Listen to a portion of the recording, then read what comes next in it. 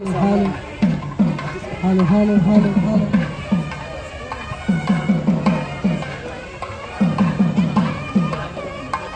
Bluetooth mode.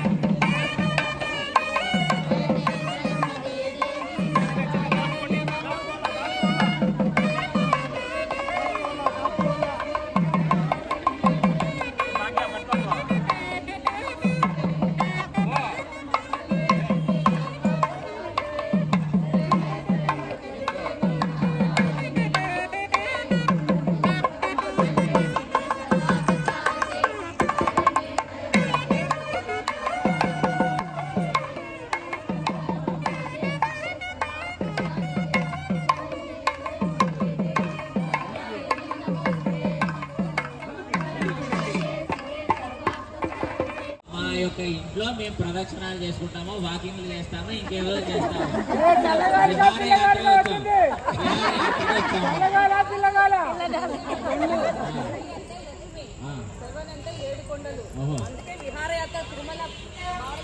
చూసారా అది ఏమని ఇప్పుడు శ్రీ అంటే లక్ష్మి, ఆ తర్వాత 7 అనంటే 7 కొండలు అని చెప్పేసి దీనికి పేరు పెట్టుకున్నారు.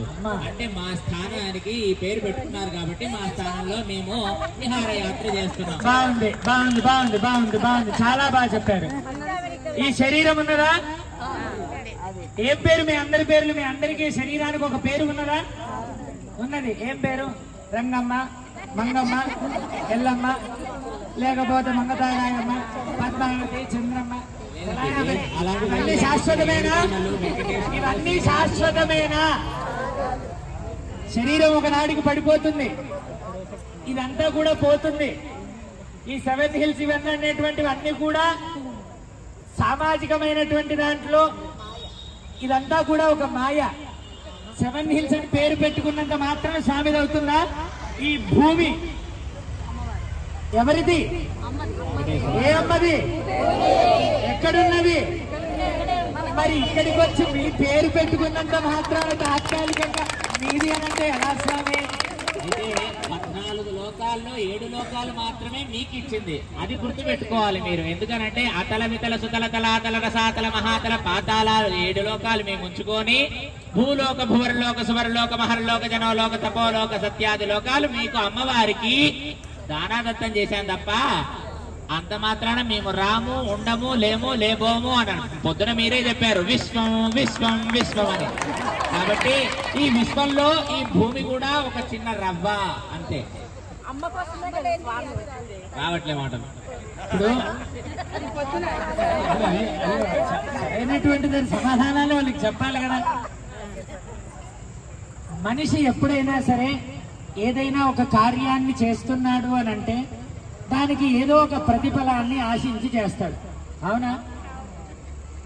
అలాగే ఒక పుత్రుడు కావచ్చు, ఒక తండ్రి కావచ్చు, ఒక గొప్పవాడు కావచ్చు, ఒక అయినవాడు కావచ్చు, ఉన్నవాడు కావచ్చు, లేనివాడు కావచ్చు, ఇవన్నీ కూడా తన యొక్క సంతోషాన్ని ఇతరులకు పంచిపెట్టడానికి చేస్తాడు. ఇప్పుడు మీ అందరికీ కూడా పెళ్లిళ్ళు అయ్యాయి, పిల్లలు ఉన్నారు, అన్నీ బాగున్నాయి కదా. మీరందరూ కూడా సంపాదించే సంపాదన ఎవరి కోసము? నా తల్లిదండ్రులను సుఖపెట్టాలని నేను, మీరు పెళ్లి చేసుకున్న కన్నక బిడ్డల్ని సుఖపెట్టాలని మీరు, వాళ్ళని సుఖపెట్టాలని వాళ్ళు, ఎవరి యొక్క ఆనందాన్ని మీరు పొందడానికో వారి మిమ్మల్ని పొందడానికో ఏదో ఒక ఆనందభరితమైనటువంటి దాని గుణంగా ఈ లోకం నడుస్తూ ఉంటుంది. అలాగే ఇంత సృష్టి చేసినటువంటి ఆయనకి ఏం లాభం? ఎవడి గురించి నడుపుతున్నాడు దీన్నంతా కూడా? ఎందుకు? నువ్వెవరు, నేనెవరు, ఈ మనిషి ఏంటి, శరీరం ఏంటి, సృష్టి ఏంటి, చెట్టు ఏంటి, ఆకేంటి, పుట్టేంటి, గుట్టేంటి, మట్టి ఏంటి, నా మాటలేంటి, ఇవన్నీ కూడా ఆయన గుణగణాలను చెప్పుకోవడం ఏమిటి అనేటువంటి దాన్ని మనం ఆలోచిస్తే అమ్మ యొక్క ఆనందాన్ని పొందడానికి, ఇప్పుడు చిన్నపిల్లవాడిని ఏడుస్తున్నాడు అనుకోండి, చిన్నపిల్లవాడు ఏడుస్తున్నాడు, అక్కడికి ఏదో పిచ్చిమల్లాగే బుజ్జి కన్నా నాది బుజ్జి ఏదోదో అంటాం, తిడతాం, కొడతాం, ఉన్న చేస్తాం, రాళ్ళు చూపిస్తాం, రప్పలు చూపిస్తాం, చీరబొమ్మ చూపిస్తాం, ఆడిస్తాం, పాడిస్తాం, ఎగిరేస్తాం.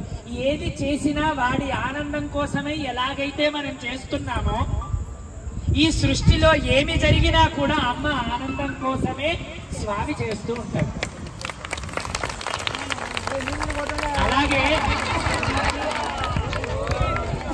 అలాగే తెలుసుకోవలసినది ఏమిటి అనంటే, ఎప్పుడూ కూడా మనం నేరుగా అమ్మవారి దగ్గరికి, స్వామివారి దగ్గరికి వెళ్ళకూడదు. మీకు తెలుసునా? మీరు ఎప్పుడైనా మీరందరూ కూడా, మనం అందరం కూడా చిన్నపిల్లల వయస్సు దగ్గర నుంచి ఈ వయసుకు వచ్చి ఉన్నాం. మనం అందరం కూడా ఆ వచ్చేటువంటి సందర్భంలో మనం చిన్నప్పుడు ఏవో కొన్ని తప్పులు చేస్తూ ఉంటాం. అవునా? తప్పులు చేసి ఉంటే మన తండ్రి ఏమంటాడు? దండిస్తాడు. కానీ తల్లి ఏమంటుంది? పోనీలే, ఇప్పుడు కాకపోతే ఎప్పుడు చేస్తాడు అని చెప్పి క్షమిస్తూ ఉంటుంది. అదే ఏదో ఒక పెద్ద తప్పు చేశాడు, వీడిని శిక్షించాలి అని తండ్రి అనుకున్నాడు. ఏమే ఇట్రా, వీడిని శిక్షించు, వీడి తప్పు చేశాడు, వీడికి ఒక 100 గుంజీళ్లు తీయించు అని అంటాడు తండ్రి. దాన్ని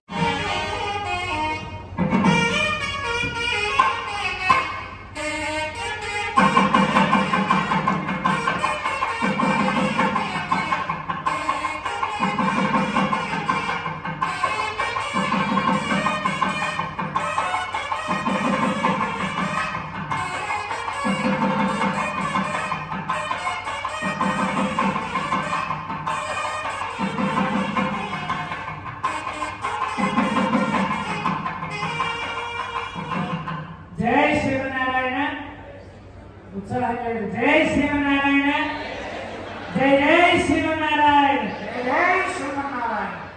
శ్రీ శ్రీనివాస స్వామి దివ్య తిరుకల్యాణ మహోత్సవంలో భాగంగా మనము ఇప్పటి వరకు విశ్వక్సేన ఆరాధన, భగవద్ వాసుదేవ పుణ్యాహవాచనము అనేటువంటి కార్యక్రమాలను మనము జరుపుకున్నాం. అన్ని గణములకి అధిపతి అయినటువంటి వాడు ఎవరు? గణపత. గణము అని అంటారు గణపతి. గణము అంటే ఏమిటి? గణం అంటే ఏమిటి? గణము అని అంటే ఒక డిపార్ట్మెంట్ అనే అర్థం. గణము అని అంటే ఇప్పుడు ఒక డిపార్ట్మెంట్ ని చూసుకునేటువంటి వాడిని గణము అని అంటారు. వీడు ఈ గణము, వీడు ఆ గణము, వాడు ఆ గణము అనేటువంటి దానికి పేరు గణము. అలాగా సమస్త గణములకి ఆధిపత్యాన్ని చూపించేటువంటి వాడు, ఆ గణములన్నింటినీ కూడా పరిపాలించేటువంటి వాడు విశ్వక్సేన భగవానుడు. ఈ విశ్వక్సేన శక్తిని చేకూరుస్తారు. ఆ జలాన్ని మనం ప్రోక్షణ చేసుకోవడం చేత, ఆ జలము చేత మనం పవిత్రులమని భగవంతుడి యొక్క కార్యక్రమానికి మనము అర్హతని సాధించగలం. అలాంటి శుద్ధి పుణ్యాహవాచనాన్ని మంత్రాల చేత అభిమంత్రణ చేసుకున్నటువంటి జలాన్ని స్వామి మీద కూడా ప్రోక్షణ చేసి, తదుపరి మీ అందరి దగ్గరికి కూడా ఆ ప్రోక్షణ తీర్థ జలాన్ని మీ అందరి దగ్గరికి కూడా రావడం జరుగుతుంది.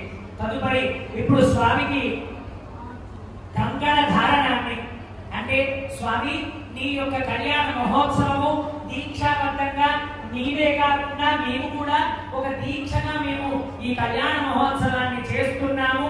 అందుకు నిర్వచనంగా మనం కళ్యాణ మహోత్సవాన్ని చేసుకుంటున్నాము అని చెప్పేసి కంకణ ధారణాన్ని చేస్తున్నాము. ఆ కంకణ ధారణ యొక్క ఆరాధనాది కార్యక్రమాలు జరుగుతున్నాయి. తదుపరి యజ్ఞోపవీత ధారణ, అంటే స్వామి ఇప్పటి వరకు బ్రహ్మచర్య ఆశ్రమంలోనే ఉన్నారు. మనం ఇందాక రాయవార మహోత్సవాన్ని జరుపుకున్నాం కదా.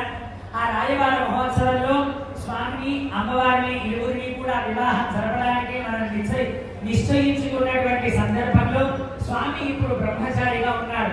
అలాంటి బ్రహ్మచారిగా ఉండేటువంటి స్వామిని ఇప్పుడు గృహస్థాశ్రమ ధర్మంలోకి వేయించేపు చేయమని ప్రార్థన చేస్తూ, అందుకు నిర్వచనంగా ఒక వేదోక్తమైనటువంటి కార్యక్రమ రూపకంగా స్వామికి ద్వితీయ యజ్ఞోపవీత ఆరాధనాన్ని కూడా మనము జరుపుకుంటున్నాం.